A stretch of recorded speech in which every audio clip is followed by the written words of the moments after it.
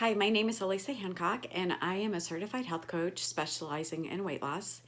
And this is my video one in my top 3 things that my successful clients do series. So, the number one thing that my successful clients do is they know their why.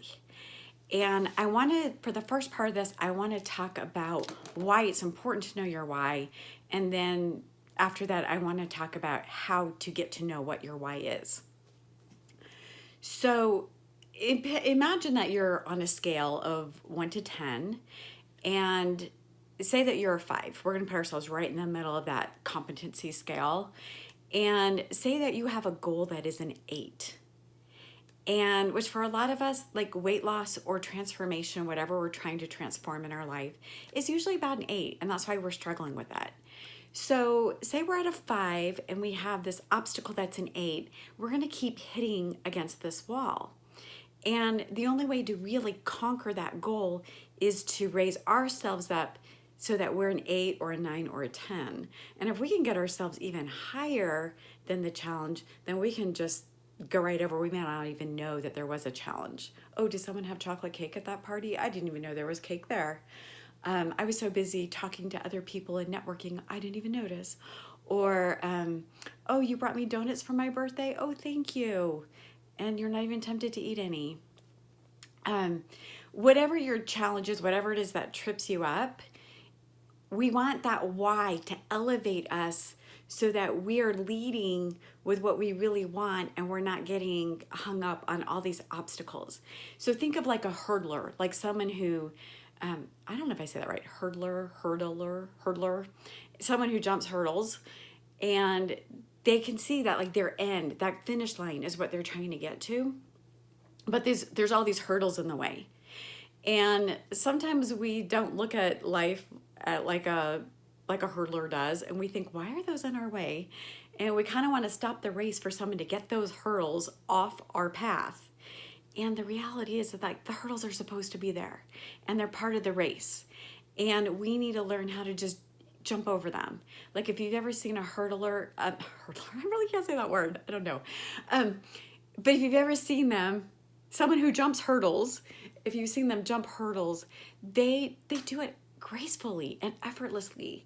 And you want to get to where you can do the same, where you're just jumping all these hurdles on the way to the finish line. And your why gives you the ability to do that. You're no longer focused on the obstacles or the challenges, but now you're focused on what you're trying to get to. And I have this mantra that I always say when things are hard. It's not what you're going through, but what you're going to that matters. So the other thing I want to talk about is anchoring. Whys are great anchors. And so when you have a why, so let's picture a ship first. So you have a ship out there at sea and it has an anchor.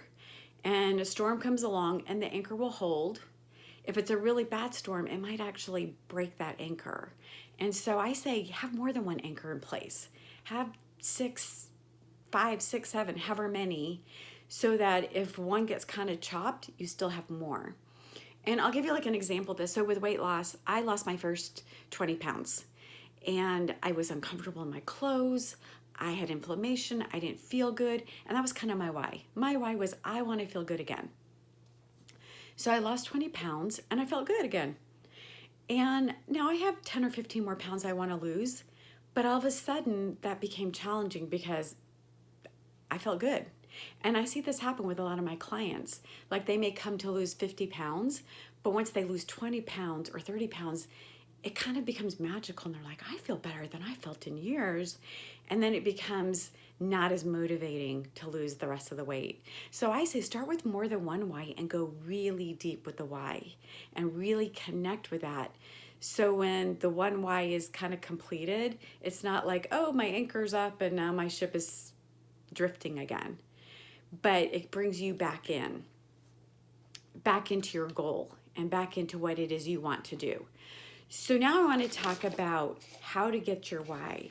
So you can Google this. There's something called 7 levels deep, and it will take you into 7 levels of your why.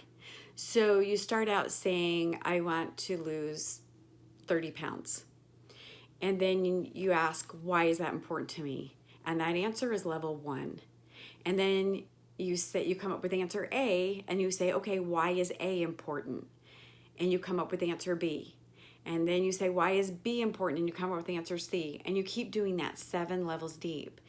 And around level 4, you're no longer in your head. Now you're in your heart, and you are now emotionally connected to your why. And when you can get to that level 7, you're going to be really deeply connected to what your goal is. So say you're going like up the mountain. I'm visual, so I like mountains. And your goal is up here at the top of the mountain. You want to lead with that why, because if you don't, you're going to get a little ways up the mountain and it's going to be really strenuous and your muscles are going to be sore and you're going to want to go back down to the bottom. So you want to really be connected, so you're seeing the top of the mountain and you're not even really focused or paying attention to how sore you are or how much it hurts. You are focused on getting up there to that top of the mountain so you can have that view, so you can have had that experience. Another thing that I've done in the past, several years ago, I did a similar exercise to 7 levels deep. And you start with your goal and then you say, so that I can blank, so that I can blank, so that I can blank. And you go 7 levels deep with that. Sometimes that wording might be a little bit easier for you. So if the why is that important to you isn't really working, try just switching it up and saying, so that I can, and see if you can come up with some really deep whys. A few tips. So I'm this huge overthinker. I overthink everything. And you might be like me. And so you might sit down to do this exercise and you might overthink it and get stuck.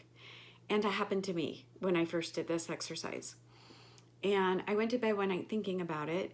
And I woke up at 4 or 5 the next morning, and this was going through my head, like, oh, so that I can this, so I can this, so I can this. And this is why it's important to me. And I got up out of bed, even though I knew I was going to be tired later in the day. It's worth it. Trust me, it's really worth it. And I went and I grabbed my notebook and I started writing these levels. And it was so much easier to do it in the morning, first thing, before my brain turned on and started overthinking everything. So there's a tip for you. The other thing, this is kind of, I'm going to wrap up with this. This is a crucial part of this process. So now you know your why, and maybe you have more than one why, and that's great. Write it down and review it every day. So what some of my really successful clients do is some of them have it on their computer, some have it on their bathroom mirror, some have printed it off and have several copies laying around. Another one of my clients, she has an app on her phone called Sticky Note. And so she has all these different whys posted on her sticky notes and she has them set off in a timer. I don't really know how that works, but you're probably smarter than me and can probably figure it out. And so she has it so it comes up kind of as an alarm. So all these whys are constantly popping up on her phone and reminding her and keeping her on track. So I hope this is helpful, and I'm excited to come back tomorrow with tip number 2, which is support, which is another one of my favorite things to talk about. We'll see you tomorrow.